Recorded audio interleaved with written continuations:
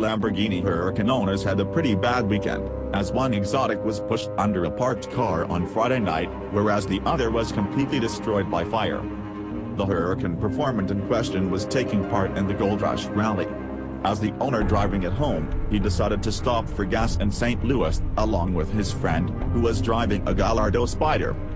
Both of them were inside the gas station, when they noticed a massive fireball out the window, according to a social media post made by the owner of the Gallardo.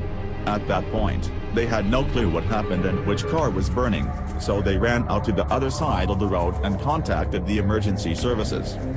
By the time police and firefighters arrived at the scene, it was already too late for the Lamborghini Huracan Performante, which was completely destroyed. A car enthusiast, who was filming both exotics while their owners were inside the gas station, caught a Chrysler minivan on camera, which drove off with the fuel hose still attached to it. The MPV seems to have sprayed gasoline on the blue Huracan, igniting the engine bay almost instantly. The police apparently identified the driver of the MPV and everything will be taken care of, as per the owner of the Gallardo, who was thankful that everyone got away safe and it didn't escalate into a bigger fire.